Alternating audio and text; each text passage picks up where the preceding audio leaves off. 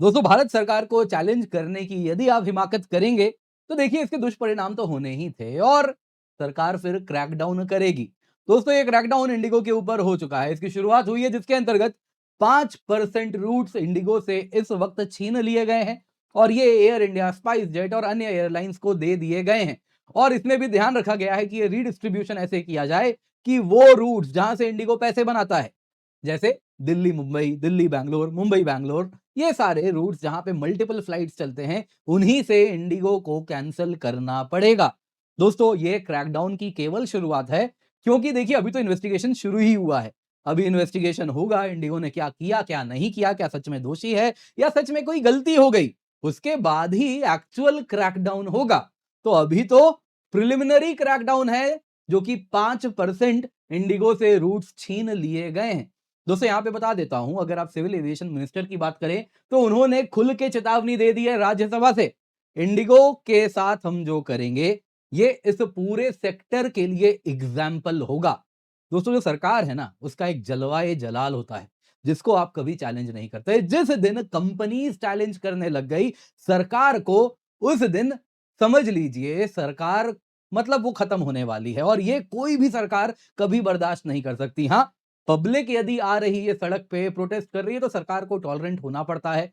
फिर हमने देखा भी है, ये जब भी प्रोटेस्ट होते हैं, सरकार का बड़ा सॉफ्ट फेस हमको दिखता है। लेकिन यदि कॉरपोरेट्स सरकार को चैलेंज करने की, सरकार की अथॉरिटी को चैलेंज करने का प्रयास करेंगे, तो उनको वो फेस नहीं देखने मिलेगा, उनको यही फेस देखने मिलेगा। और ये तो दोस्तों भारतीय कंपनी है।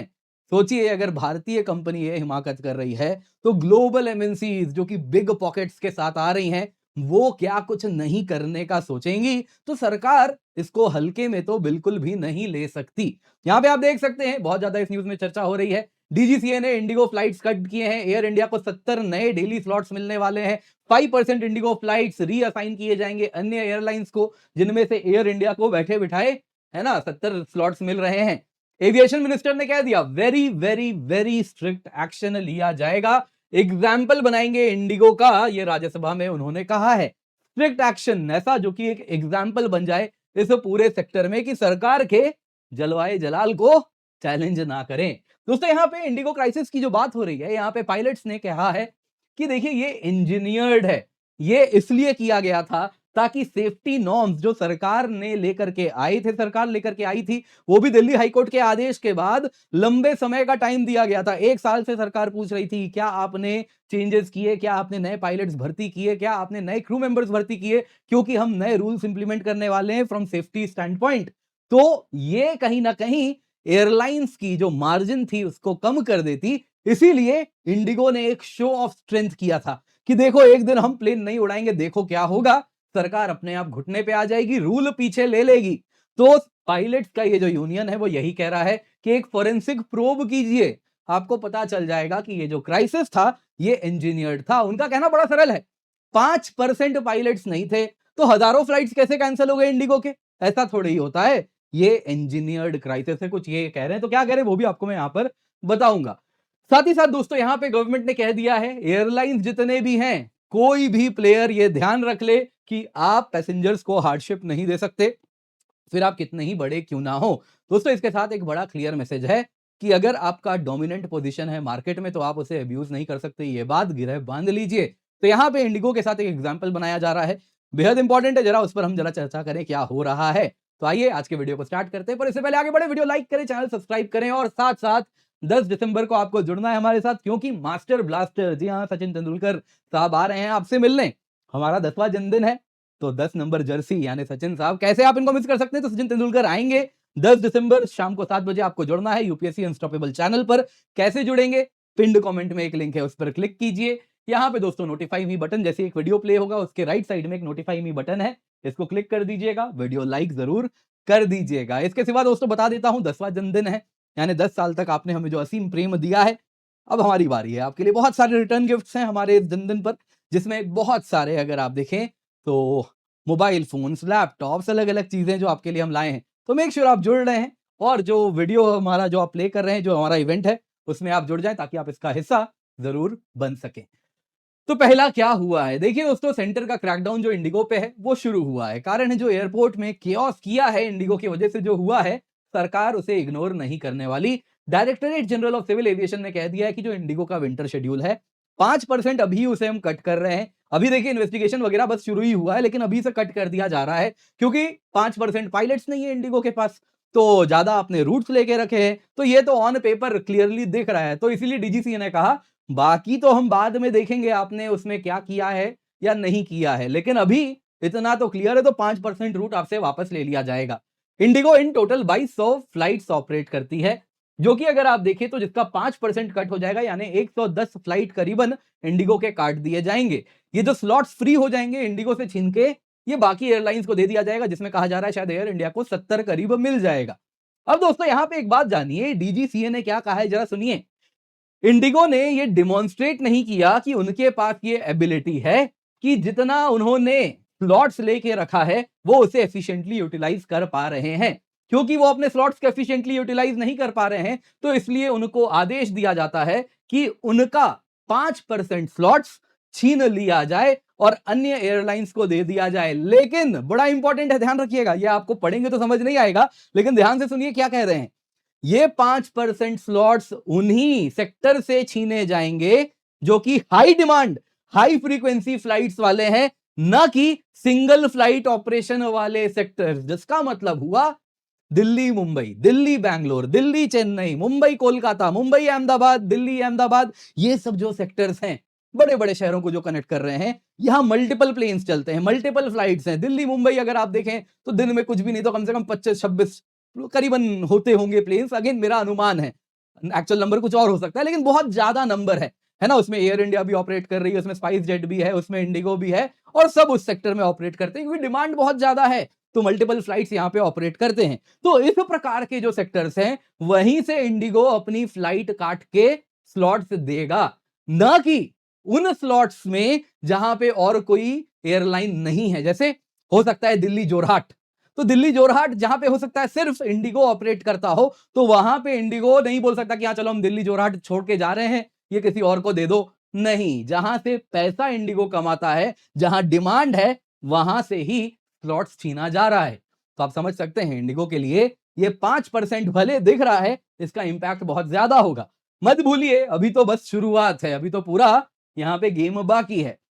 इसी बीच पायलट्स का क्या कहना है। दरअसल दोस्तों हुआ यूं है, पायलट्स का जो यूनियन है airline pilots association of India, उनका कहना है कि देखिए ये जो क्राइसिस है ये इंजीनियर्ड क्राइसिस है, ये लापरवाही से नहीं हुआ है, ये है ना कुछ ज्यादा ही परवाह करने से हुआ है। उनका कहना है जो इंडिगो के पायलट्स है वो कह रहे हैं कि देखिए जो रिसेंट मैसिव फ्लाइट कैंसिलेशन है ये एक revised flight duty time limitation norms के लगने से नहीं हुआ है, क्योंकि रिवाइज्ड एफटीडीएल नॉर्म से केवल और केवल 5% ही पायलट्स को इंपैक्ट होना था, है ना। तो इसलिए वो कह रहे हैं उससे इतना बड़ा प्रभाव हो जाना, हजारों हजार प्लेन कैंसिल हो जाना कैसे हो सकता है। वो कह रहे हैं तभी हो सकता है जब ये केओस डेलिबरेटली इंजीनियर्ड है। उनका कहना है जो इंडिगो ने कहा उनके पास जो पायलट्स का शॉर्टेज है वो 65 कैप्टन, 59 फर्स्ट ऑफिसर्स, यानी इन टोटल 124 पायलट्स का है, जो कि टोटल पायलट स्ट्रेंथ इंडिगो का 4551 है, उसका केवल 5% है।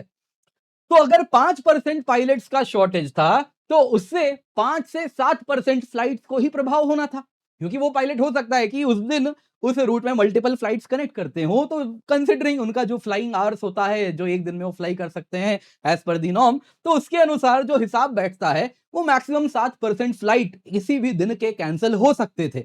लेकिन हजारों कैंसिल हो गए एक दिन में, ये कैसे हो गया।